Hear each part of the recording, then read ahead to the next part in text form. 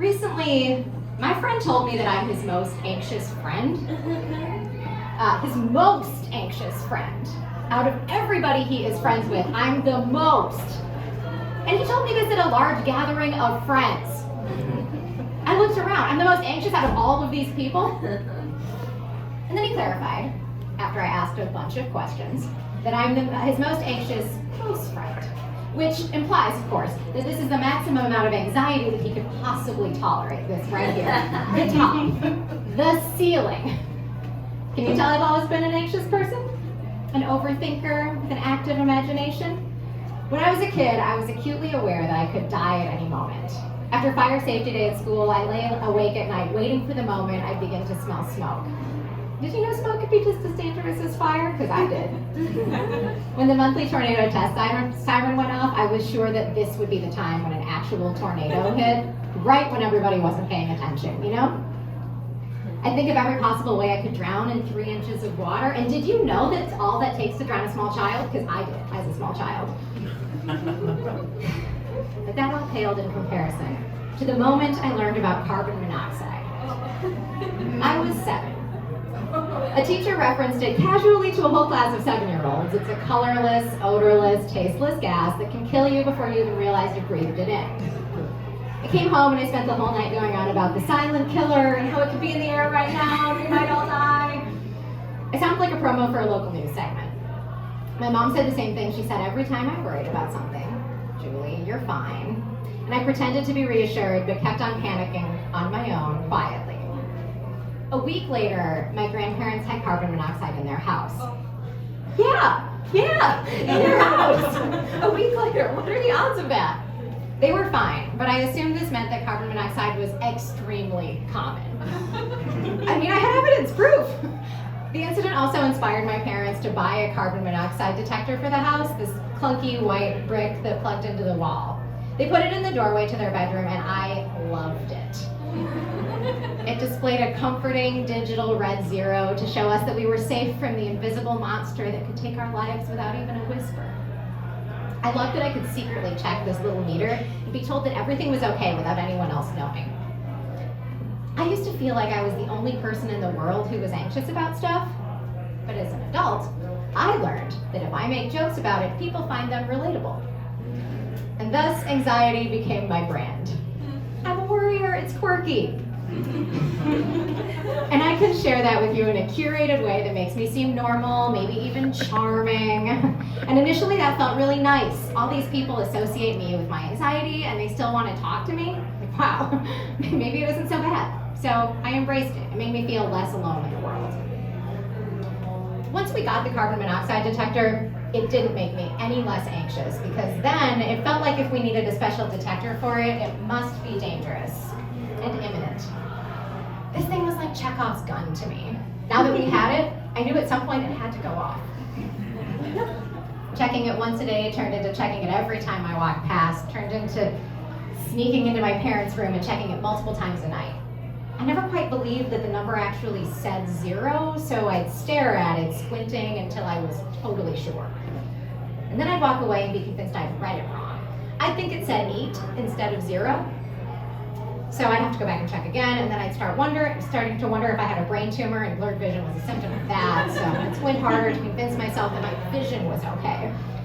After a while, I was checking the detector 6, 7, 8 times a day.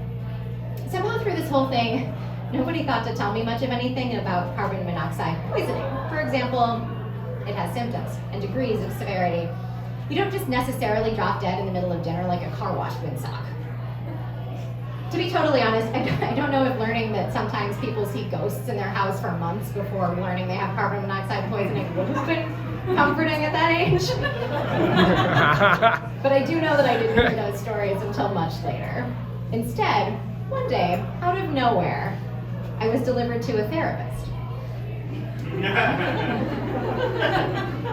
The therapist's name was Carol. She was a middle-aged lady with short blonde hair and lots of toys in her office. I started going to see her once a week, being pulled out of school on Wednesday afternoons. We'd talk and she would instruct me to play with the toys. A lot of them were heavily oriented toward family issues, mom dolls, dad dolls, baby dolls, a couple dollhouses. I didn't really know what to do with them. I wasn't afraid of my family. I guess I acted out everybody dying in their sleep. It's probably riveting theater for Carol. I've been to plenty of therapists since Carol, mostly of my own choosing, and eventually the therapy starts to work. And then that raises a new question. How do you heal without becoming completely insufferable? It's simple to be stuck in the middle of a problem, a quirk, a torturous trait, to be working with a fixed set of tools and coping mechanisms, to stay trapped where you are. But moving through that, developing healthier ways of dealing with your own brain, it's frankly easier to stay stuck in my own head all the time and be timid and self-deprecating, instead of vacillating between moments of being happy and confident and out of my own head, and then the anxious moments later when I beat myself up for exactly that. That's messy. It's confusing. A couple weeks ago, my therapist called me out she drew my attention to the fact that I need to present a curated version of myself to everybody all the time, and I'm horrified if the mask slips.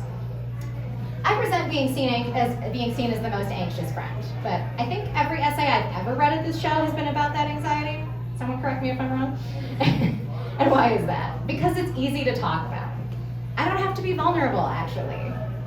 I can say, ooh, I Google stuff when I'm nervous, and it's an easy shorthand. But I don't get into the actual fears, the spiraling out where I nitpick every social interaction I have and try to figure out what I did wrong. You know, the actual dark moments. Or conversely, the ones where I'm actually feeling pretty good. Don't get into those either. It's all sanitized and simple. After months of seeing Carol, the child psychologist, it was not working. I was still just as afraid. I'm sure everybody was very annoyed with me. And then one day, out of nowhere and maybe out of exasperation, she said to me, an 8-year-old, you know, cars emit carbon monoxide. And they drive around us all the time. I hadn't thought of that. If cars are always around us, aren't we breathing in carbon monoxide every day? Of course we are. Are you fucking kidding me? I'm just breathing in the deadly thing I've been trying to avoid for the last year? How was I supposed to face a world where I couldn't breathe anymore? The thing is, I had to keep breathing. There was no way around it, and I tried. And over time, Carol's diabolical tactic worked. Stop being afraid. And it's been like that with every major anxiety I've ever had, eventually. I just had to acclimate them into the general fabric of existing, and then they just sort of burned out. Like how I worked so hard to present my curated persona for you all. I think I have it all figured out, that I'm in control, but like a magician doing misdirection, when I'm telling you to look over here, my personality, the one I don't want to show you, it's still on display. It's the carbon monoxide sneaking out of the exhaust pipe. The thing I'm afraid of is happening all the time. So what am I spending all this energy worrying about it for? Some part of me resists being called the most anxious friend. Come on, I work so hard to keep this all in check. Do you want to hear my positive self-talk? Because I'll tell you. There's another part of me that really likes getting up here and sharing it with you, because even if I left it behind and stopped telling everyone about it, it would probably slip through the cracks anyway. Thank you.